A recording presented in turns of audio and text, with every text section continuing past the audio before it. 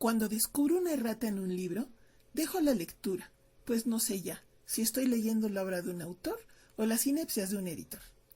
Así inicia el texto de Felipe Velázquez en su artículo de La Jornada, en alusión a lo que él llama su búsqueda del texto absoluto en términos editoriales. En su opinión, editar un libro con erratas es falsear la creación. Su punto es la edición crítica, la cual desde su punto de vista es fijar un texto literario con sus variantes anotadas al margen para lograr interpretaciones fiables, y nos hace una larga crítica al trabajo editorial en relación con la corrección de originales, pues al cambiar una letra se puede cambiar totalmente el sentido que tuvo para el autor. A veces, el desconocimiento del tema puede provocar errores importantes por parte de los editores, que a decir de Velázquez, en ocasiones dejan los textos mutilados y cuando el lector lo lee entra en posesión de un falso absoluto. El diamante que se había tallado finamente ha sido cortado inexpertamente por un aprendiz.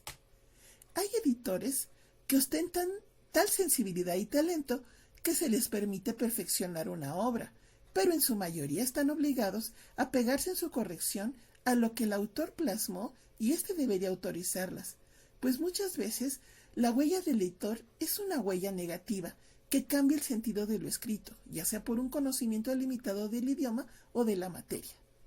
Mi padre era cronista, columnista, escritor y editor deportivo, dedicada su vida al béisbol.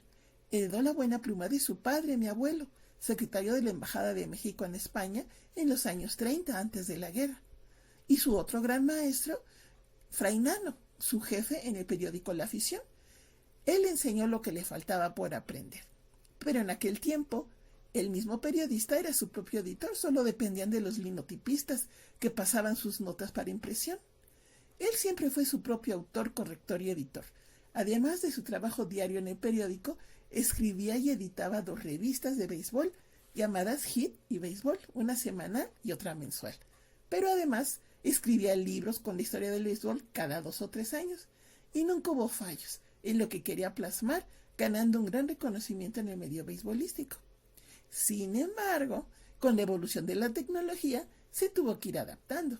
Y si bien sus primeros libros él los escribía y supervisaba en todo el proceso, con el tiempo las cosas cambiaron y los equipos para los que escribía exigían un corrector y editor de la editorial que los publicaría.